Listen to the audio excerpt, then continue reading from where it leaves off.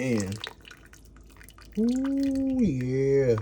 What's up, y'all? It is your boy Anthony Bussell here, and today we are back with another episode of Chefing with Anthony Bussell, or Anthony B if y'all comfortable calling me that. Today for episode 2, I am going to be bringing it to y'all with the heavy, creamy, cheesy Zuppa-Tuscano Soup.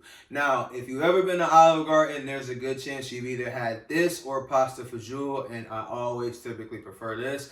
And one day after that, a while ago, me and my moms came home and looked up a recipe, and she ended up making it. And ever since then, it's been one of my favorite dishes. So today, I'm going to just take y'all through a little quick walkthrough for it. Before we get started, you're going to need some potatoes. I know some of y'all probably like pork bacon, but we're going to keep it healthy today. And we're going to use some turkey bacon, some chicken broth, some ground turkey, some kale, onion, and garlic. My bad, y'all. I had a little bit of a brain fart.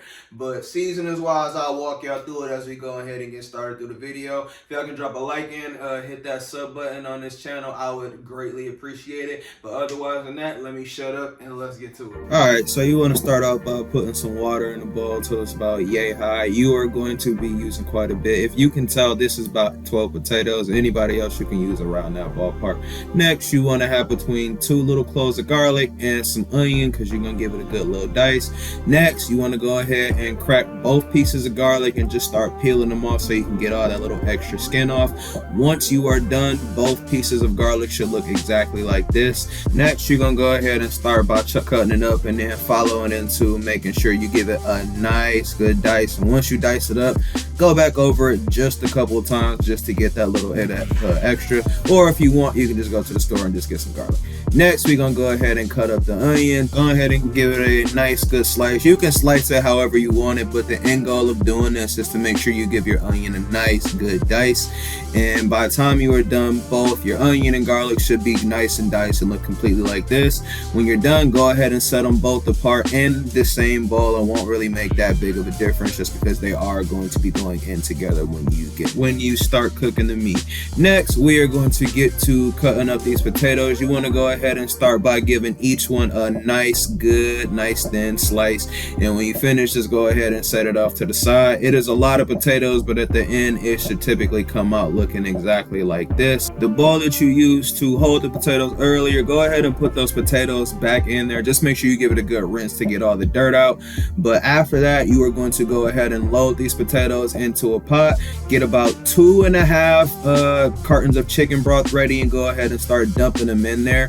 By the time you guys finish dumping, this is kind of like an overtime. The chicken broth that you have should pretty much cover the potatoes, and it should end up looking like this to where you can move it around and it's all pretty much under the chicken broth. Next, put the stove on a medium setting just to let it cook, and then go ahead and cover those potatoes so that way they can cook a little bit faster. In the meantime, you want to go ahead and get your 2 rolls of ground turkey, or you can use 1, but go ahead and again put the oven to a medium setting. I like to cover mine just because I know it'll cook faster, but once your water starts to boil a little bit, start beating it down a little bit. Once it looks completely like this and it's nice and spread out all around the pot, go ahead and cover that pot back up again until the water starts boiling. Next, we are going to get to work on some turkey bacon. You typically want to do a slice in between each part of the turkey bacon, and once you are finished doing that slice, then you want to start cutting through and dicing them up into little small tiny pieces. And when you finish, it should look exactly like this. Now you're going to go ahead and load it all up into one tiny bowl. Make sure you keep it separate from everything, but this is also going to go into the meat. Next, you want to go ahead and pour in both that mixture of onion and garlic in, and then you're going to follow that up by pouring in the turkey bacon and making sure you give it a good solid mix for like 2 or 3 minutes. And then after you finish doing that, you're going to go back ahead and cover up the pot for like 3 or 4 minutes. All right, next we're going to hit it with the seasonings. Got to use the everything from Flavor Guys, some total seasoning, some garlic powder, some crushed red pepper, some black pepper, and some pink Himalayan salt. And you want to go ahead and get at a good little mix real quick for like a minute or so. Then just add a little bit of chili and lime seasoning and give it a good little mix till it looks like this. And you can go ahead and cover it back up for a little bit. And truthfully, put the heat down to low. Now we're going to check on the potatoes. And as you can see, the chicken broth is boiling. And as I go to put a fork through one of the potatoes, you can see that the potato is starting to fall apart. So that means it's good. So now we can go ahead and add this meat to the potatoes. And once you finish doing that, you are going to make sure you give this a good stir for about 2 or 3 minutes. And you can keep it on medium heat, but just make sure you are very attentive to it. But following that, you're going to go ahead and add in some of that heavy cream real quick. I think I got like a half a carton, but after that, you want to go ahead and season it with some total seasoning, some garlic powder, some of that Flavor Guys everything. Shout out to Flavor Guys. And top it off with some pink Himalayan salt. Next, you want to go ahead and add some cheese. A little bit of that Buitoni Parmesan cheese I had if you saw the last video. And make sure you add a little bit of some grated Parmesan cheese if you got some. Go ahead and stir it up for a minute and give it a good little mix. And next, you want to go ahead and add some kale in there. It doesn't really matter how much you want to add. If you like a lot of kale, go ahead and put it in there. But once you finish, go ahead and give it a nice little stir for about a minute or so. Hit it with a little bit more of some cheese. It don't matter what type of cheese you use either. Go ahead, stir it back up again for about another minute or so. And then after you do that, go ahead and put the lid back on and put it to a low heat and let it sit for like 3 or 4 minutes. After it's done, turn the stove off and just give it a nice little stir for a couple minutes. Here's just a quick little money shot just so you know it's done. But when you finish, just add a little bit of grated Parmesan cheese. But let's get to the taste test. We're going to do a quick little taste test. It is going to be very, very hot, especially after you just let it simmer for a minute. So make sure you blow in the food before you even think about eating it.